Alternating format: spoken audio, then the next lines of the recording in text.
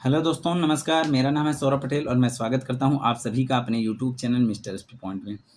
अभी हम लाए हैं आप सभी के लिए BA second year history of medieval India 1526 से 1700 बीसी तक का जो 1700 तक का जो इतिहास है, 1700 ईस्वी तक ये आप लोगों के लिए लाए हैं। और इसके पहले मैंने जो फर्स्ट पेपर दिया था मिडवल हिस्ट्री का, जो आपका history of the modern world था, वो उसमें से सारे क्वेश्चन जो मैंने बताया था वही आए हैं। आप लोग यदि मेरा पिछला वीडियो देखे होंगे मिडवल हिस्ट्री का, जो मैंने कल के डेट में जो पेपर हुआ है, वो आज की डेट में हुआ है और कल दूसरा पेपर है। तो आज सारे प्रश्न जो मैंने बताया था, सारे प्रश्न फँसे हैं।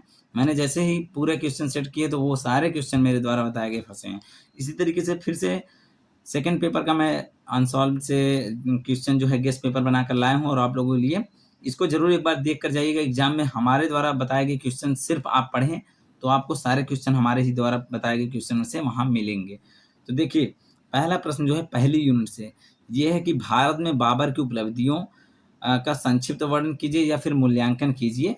और आता है कि बाबर के समय में जो बाबर का जो युद्ध हुआ 1526 में, पानीपत का युद्ध, उस समय की पूर्व, मतलब जिस दिन 1526 के ईस्वी में जिस दिन युद्ध था उसके पूर्व वाली संध्या पर बाबर के आक्रमण के समय में क्या वहाँ की राजनीतिक आर्थिक स्थिति थी और उसके बाद युद्ध के बाद क्या राजनीतिक आर्थिक स्थिति रही है, ये पूछा जाता है बाबर के ही बारे में।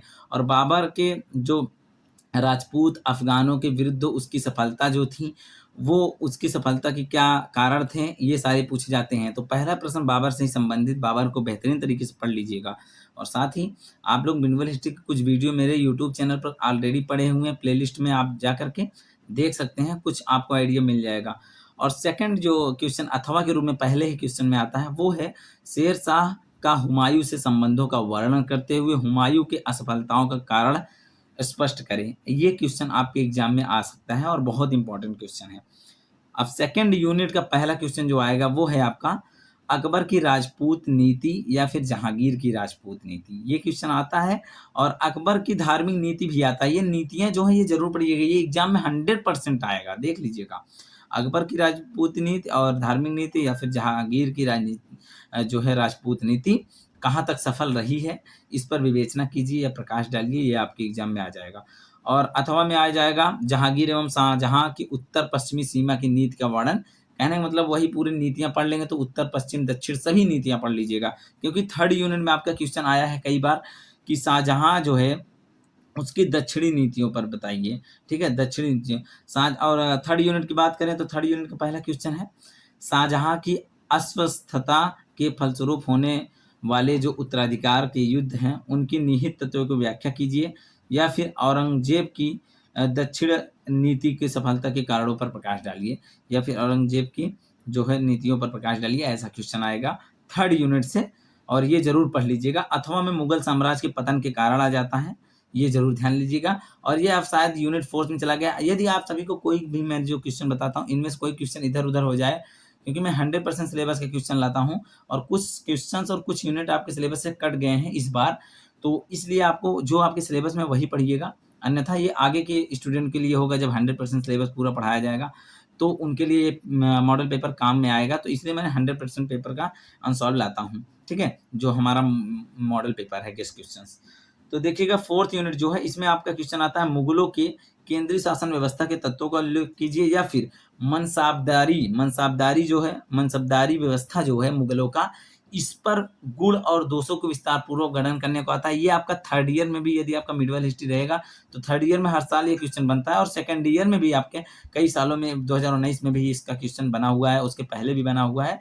मुगलों के मनसाबदारी व्यवस्था पर निबंध लिखे या फिर उसके गुण तत्वों और दोषों को जो है विस्तार पूर्वक लिखें या विवेचना कीजिए। मुगलों के केंद्रीय शासन व्यवस्था पर आता है तो ये जरूर पढ़ लीजिएगा। अथवा में चौथी यूनिट में पढ़िएगा शिवाजी के शासन पर प्रबंध जो पर संक्षिप्त टिप्पणी के लिए शासन प्रबंध जो उनका था शिवाजी का, ये पढ़िए। फोर्थ यूनिट हो गया। और उसके पहले बता दिए थे, अभी हमारे चैनल पर नए हो तो चैनल को सब्सक्राइब कर लीजिएगा। और यदि अभी आपका कोई पेपर बचा हुआ है जिस पर हमको वीडियो बनाना है तो आप पेपर का नाम जरूर बताइएगा वीडियो में कि इस पेपर के गेस्ट क्वेश्चन और मॉडल पेपर लाइए सर, और मैं आपके लिए तुरंत उस पेपर का अगले दिन वीडियो अपलोड करूंगा। ठीक है, और चैनल को सब्सक्राइब ना किया हो प्लीज सब्सक्राइब कर लीजिए, बेल आइकन दबा दीजिए। फिफ्थ यूनिट का क्वेश्चन जो आएगा आपका वो है मुगल काल में स्त्रियों की दशा पर निबंध लिखने को। मुगल काल में स्त्रियों की क्या दशा थी उसके निबंध लिखने पर। और आता है मुगल के समकालीन इतिहासकारों के बारे में वर्णन करे को आता है। और अथवा में लिख लीजिएगा मुगल काल के प्रमुख हिंदू जो मुस्लिम तीज त्योहारों के बारे में उनके जो मेल-जोल थे उनके बारे में वर्णन करने को आ जाता है। तो ये रहे मोस्ट इम्पोर्टेंट पूरे पाँचों यूनिट के। BA second year medieval history 1526 से 1700 तक है। तो जो ये 1700 1740 जो भी हो, हिस्ट्री ऑफ मिडवल इंडिया का ये हमने बता दिया। और इसी तरीके से हर एक विषय का मैं मॉडल पेपर और गेस्ट क्वेश्चन लाता रहूँगा। आप लोग हमारे साथ जुड़े रहिए।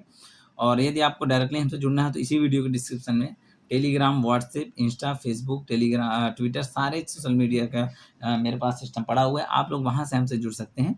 साथ ही साथ और कोई यदि हेल्प चाहिए होगी तो आप लोग कमेंट बॉक्स में ज़रूर बताइएगा। धन्यवाद।